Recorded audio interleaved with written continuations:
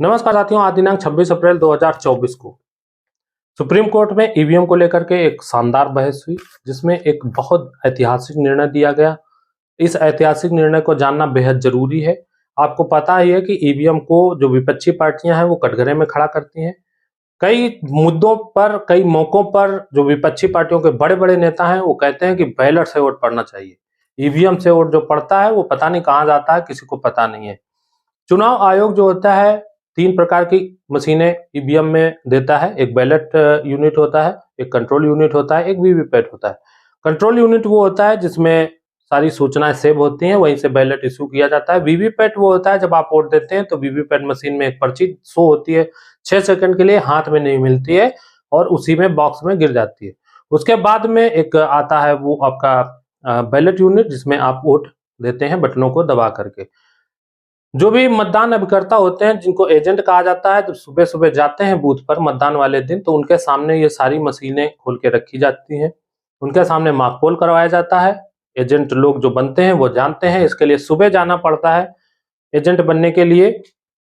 वो जो एजेंट होते हैं वो एक मॉक पोल का हिस्सा बनते हैं, वहां पे साइन करवाए जाते हैं, उनके सभी पार्टियों को वोट दिए जाते हैं, 5-5 और 10-10। उसके बाद में वो पर्चियां निकाली जाती हैं वीवीपैट से और उनकी काउंटिंग होती है। सारी काउंटिंग होने के बाद में उन पर्चियों को एक बॉक्स में रख के सील कर दिया जाता है। बाद में वीवीपैट सील कर दिया जाता है। वीवीपैट का जो बॉक्स होता है वो पारदर्शी नहीं है, अपारदर्शी है। इसको भी लेकर विपक्षी पार्टियों का कहना है इसको पारदर्शी होना चाहिए कि पर्ची शो हुई 6 सेकंड के लिए और अंदर गिर गई और बाद में वो कहाँ गई नहीं पता, तो वो नीचे गिरती हुई भी दिखनी चाहिए।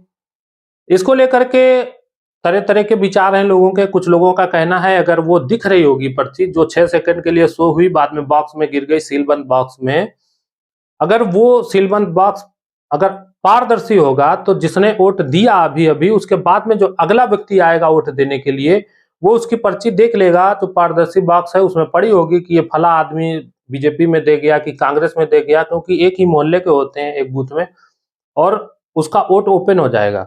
और जब बाद में आएगा वो जिसमें वोट देगा किसी प्रत्याशी को, उसके बाद वाला उसकी पर्ची देख सकता है अगर वो वीवीपैट वाला बॉक्स पारदर्शी नहीं होगा। पारदर्शी होगा तो इसीलिए शायद कुछ सोच करके वीवीपैट को, जो वीवीपैट का जो सील वाला हिस्सा होता है, उसको अपारदर्शी किया गया है। लेकिन व्यक्तियों के दिमाग में अलग अलग तरीके के विचार होते हैं, अलग अलग तरीके से सोचते हैं। कुछ लोगों का कहना है कि पारदर्शी होना चाहिए, कुछ लोगों का कहना है कि अपारदर्शी होना चाहिए। तो आपकी क्या राय है इस वीडियो के अंत में? आप भी एक कमेंट करके इसको काफी सोच विचार करके आप भी अपनी राय दे सकते हैं कि वीवीपैट के बॉक्स को पारदर्शी होना चाहिए या अपारदर्शी होना चाहिए। खैर, जस्टिस दीपांकर दत्ता और जस्टिस संजीव खन्ना की बेंच थी और प्रशांत भूषण जो है वो वकील थे। एक सोसाइटी है एसोसिएशन फॉर डेमोक्रेटिक रिफॉर्म्स, उन्होंने जनहित याचिका दायर की हुई थी और चुनाव आयोग के वहां पे अधिकारी भी उपस्थित थे। उन्होंने अपनी मशीन का जो भी जैसे भी कुछ होता है, कंट्रोलिंग कैसे होती है, कैसे चलती है, सब कुछ उन जजेस को समझाया। वहां पे जो कोड थी उसको समझाया। सारा कुछ देखने के बाद में आखिरकार जजेस ने निर्णय दिया कि जो चुनाव होंगे वो बैलेट से नहीं होंगे, ईवीएम से ही होंगे। अगर आपको वीवीपैट से मिलान करवाना है तो जो कैंडिडेट है वो अपने पैसे से पैसा खर्च करे, दावा करे। जो पहले नंबर पे होगा वो तो विजेता हो जाएगा। फिर वो कैंडिडेट होंगे जो दूसरे और तीसरे नंबर पे होंगे, वो लोग दावा कर सकते हैं कि इस फला फला जो यहाँ पे सीट है उसका मतदान जो हुआ है उसकी काउंटिंग दोबारा होनी चाहिए। रिकाउंटिंग के लिए प्रत्याशियों को पैसा खर्च करना पड़ेगा। आराम से इत्मीनान से वीवीपैट का मिलान करवाइए, इत्मीनान से जो बैलेट होता है, जो आपको इलेक्ट्रॉनिक वोटिंग मशीन में वोट मिले हैं उनका भी मिलान करवाइए। साथ ही निर्वाचन आयोग को कोर्ट ने आदेश दिया है कि आप उसका डाटा सुरक्षित रखेंगे 45 दिनों तक, और 7 दिनों तक मौका दिया है कैंडिडेट्स को कि आप अगर दूसरे और तीसरे नंबर पे आए हैं तो आप जाके अपना दावा कर सकते हैं कि यहाँ पे रिकाउंटिंग होगी। इस तरह से कोर्ट ने एक निर्णय देने का फैसला किया। अच्छा निर्णय इसको कहा जाएगा, क्योंकि अगर जो विपक्ष की मांग थी, जो इस संस्था सोसाइटी की मांग थी कि जितनी भी ईवीएम है उनकी जब काउंटिंग हो तो वीवीपैट की जो पर्चियां हैं उनका भी मिलान किया जाए और बैलेट जो आपका जो मिला है ईवीएम से वोट उसका भी मिलान किया जाए।